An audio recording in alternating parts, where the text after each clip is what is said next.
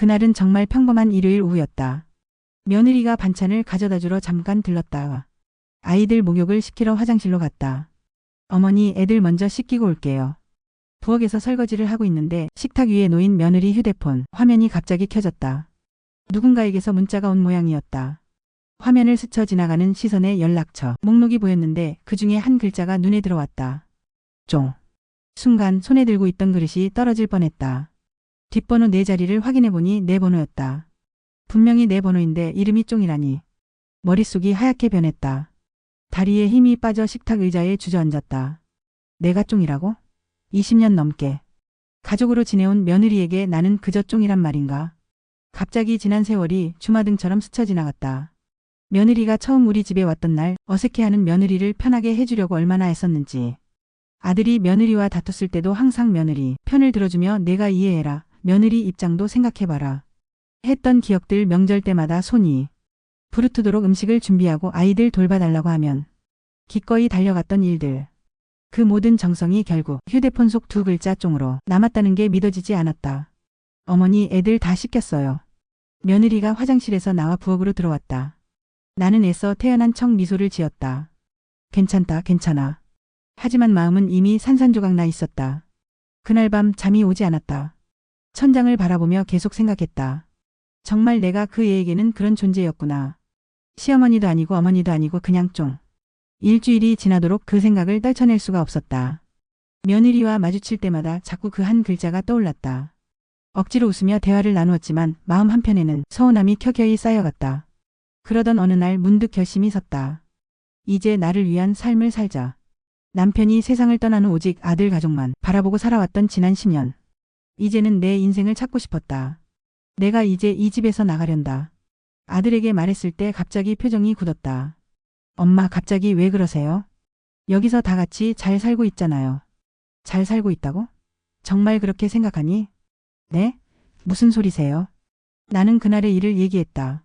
휴대폰 속 쫑이라는 한 글자가 내게 어떤 의미인지, 왜 그토록 충격이었는지. 엄마, 그건 그냥 며느리가 편하게 부르려고 그런 거 아니에요? 너무 예민하게 받아들이시는 것 같은데. 아들의 말에 더 큰 실망감이 밀려왔다. 내 마음을 이해하려 하지도 않고 그저 예민하다고 치부해버리는 게 서러웠다. 예민한 게 아니야. 20년 넘게 가족으로 지내왔는데 내가 그 애에게 쫑이라니. 그게 말이 되니? 그래도 따로 살 일은 아니죠. 내 인생이야. 내가 결정할 일이고 결국 나는 집을 나왔다. 시내 한복판 작은 원룸을 얻어 이사를 갔다. 30평 남짓하던 공간에서 10평 남짓한 곳으로 줄어들었지만 내 마음은 오히려 편했다. 처음에는 모든 게 낯설었다. 혼자 밥 먹고 혼자 장 보고 혼자 TV 보기. 하지만 시간이 지날수록 이 자유로움이 좋아졌다.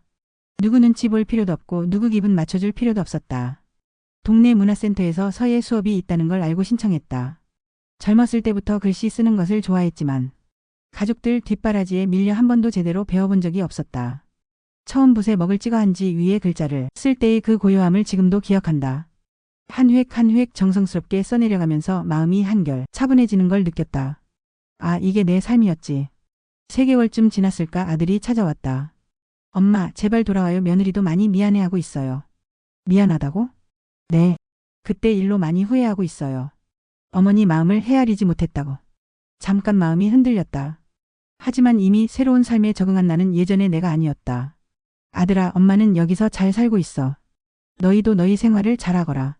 하지만 아니야. 가끔 이렇게 얼굴 보러 오면 돼.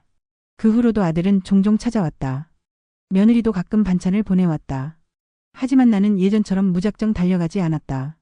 적당한 거리를 두고 지내는 게 서로에게 편했다. 최근에 며느리에게 편지를 썼다.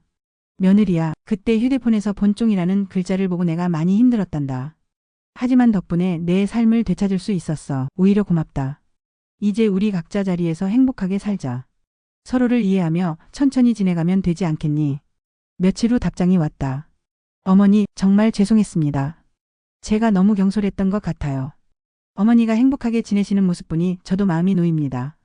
저도 제 자리에서 최선을 다할게요. 편지를 읽으며 마음이 따뜻해졌다.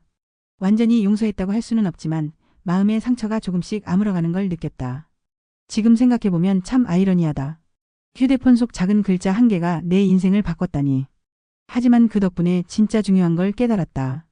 누군가의 인정을 받기 위해 사는 삶이 아닌 내가 진정 원하는 것을 하며 사는 삶.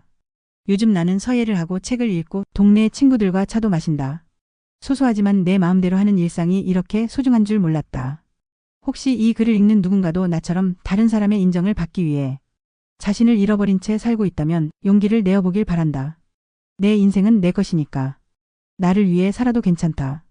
이 이야기를 읽으며 여러분도 비슷한 경험이나 기억에 남는 일들이 있으셨나요? 가족 관계에서 느꼈던 서운함이나 뒤늦게 자신을 위한 선택을 했던 순간들이 있으시다면 댓글로 나눠주세요. 서로의 이야기를 통해 위로받고 힘을 얻을 수 있을 것 같습니다.